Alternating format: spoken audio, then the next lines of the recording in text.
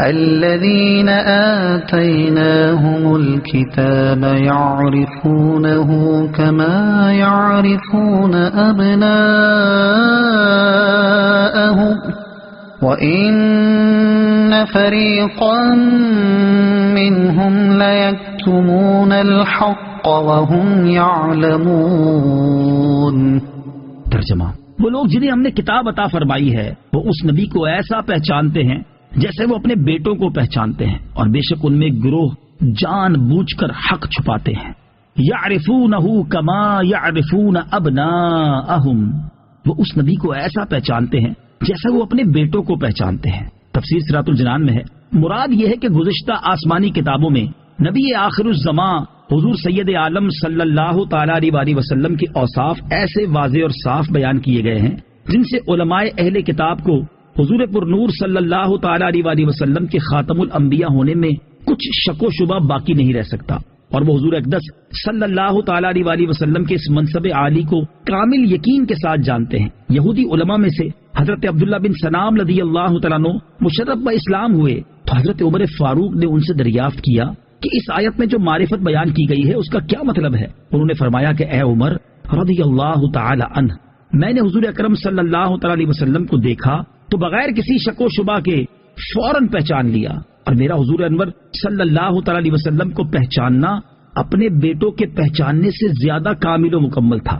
حضرت عمر فاروق نے پوچھا وہ کیسے؟ انہوں نے کہا کہ سید المرسلین صلی اللہ تعالی علیہ وسلم کے اوصاف تو ہماری کتاب توریت میں اللہ تعالیٰ نے بیان فرمائے ہیں، جبکہ بیٹے کو بیٹا سمجھنا تو صرف عورتوں کے کہنے سے ہے، یعنی حضور اکرم علیہ الصلوۃ والسلام کی پہچان تو اللہ تعالیٰ نے کرائی، لہٰذا وہ تو قطعی اور یقینی ہے، جبکہ اولاد کی پہچان تو عورتوں کے کہنے سے ہوتی ہے۔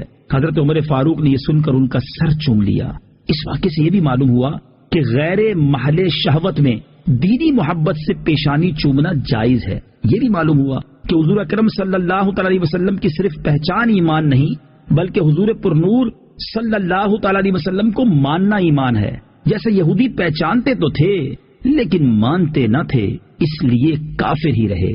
وَإِنَّ فَرِيقًا مِّنْهُمْ لَيَكْتُمُونَ الْحَقَّ، اور بے شک ان میں ایک گروہ حق چھپاتے ہیں۔ تفسیر صراط الجنان میں ہے، اہل کتاب علماء کا ایک گروہ توریت و انجیل میں مذکور حضور پر نور صلی اللہ تعالی علیہ وسلم کی نعت و صفت کو اپنے بغض و حسد کی وجہ سے جان بوجھ کر چھپاتا تھا۔ یہاں انہی کا بیان ہے۔ اس سے معلوم ہوا کہ حق کو چھپانا معصیت و گناہ ہے۔ حضور اقدس صلی اللہ تعالی علیہ وسلم کی عظمت و شان کو چھپانا یہودیوں کا طریقہ ہے۔ الحق من ربك فلا تكونن من الممترين۔ ترجمہ: اے سننے والے، حق وہی ہے جو تیرے رب کی طرف سے ہو، پس تو ہرگز شک کرنے والوں میں سے نہ ہونا۔ الحق من ربک، حق وہی ہے جو تیرے رب کی طرف سے ہو۔ تفسیر صراط الجنان میں ہے، قبلے کی تبدیلی اللہ تعالیٰ کی طرف سے ہے، لہذا حق ہے تو اس میں شک نہ کیا جائے۔ یوں ہی اللہ تعالیٰ کی طرف سے آنے والا ہر حکم حق ہے، اگرچہ اس کی حکمت ہمیں سمجھ آئے یا نہ آئے، لیکن حق وہی ہوگا، اور مسلمان کا کام اسے ماننا اور اس پر عمل کرنا ہے۔ کسی بھی طرح کے حالات میں اس میں شک کرنے کی گنجائش نہیں۔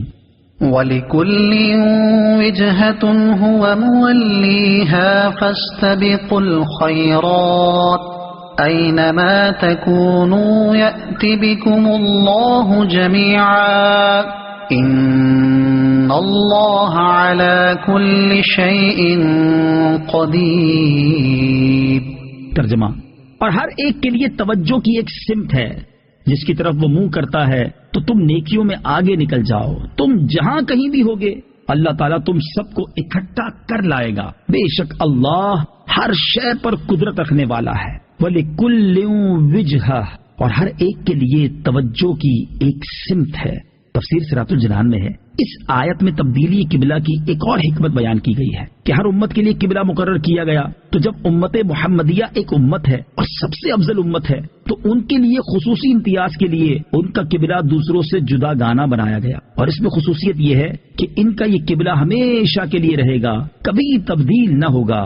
فاستبقوا الخیرات، تو نیکیوں میں آگے نکل جاؤ۔ تفسیر صراط الجنان میں ہے، یعنی قبلے کا موضوع طے ہو گیا، لہذا اب صرف اسی بحث میں نہ رہو بلکہ اللہ تعالیٰ کی عبادت و اطاعت اور دین کے کاموں میں ایک دوسرے سے سبقت لے جانے کی کوشش کرو۔ مقابلہ کس چیز میں کرنا چاہیے؟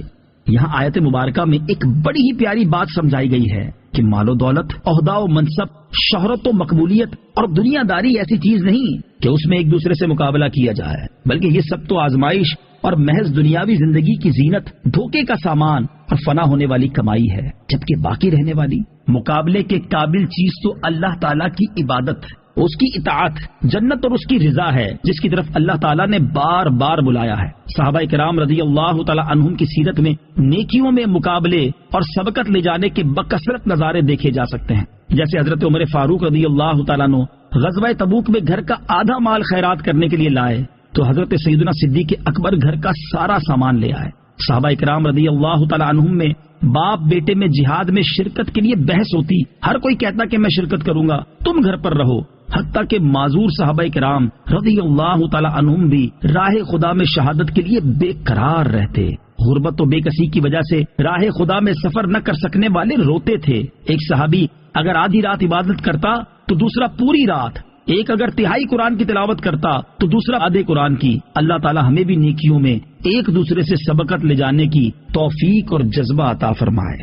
اینما تکونوا، تم جہاں کہیں بھی ہوگے، یعنی اے مسلمانوں اور اہل کتاب، تم جہاں کہیں بھی ہوگے، قیامت کے دن اللہ تعالیٰ تم سب کو اکٹھا کر لائے گا اور وہ اطاعت گزار بندوں کو ثواب دے گا اور نافرمانوں کو عذاب میں مبتلا کر دے گا۔ بے شک اللہ تعالیٰ ہر شے پر قدرت رکھنے والا ہے، تو وہ مخلوق کو مرنے کے بعد دوبارہ زندہ کرنے، اطاعت گزاروں کو ثواب دینے اور سزا کے مستحق افراد کو عذاب دینے پر بھی قادر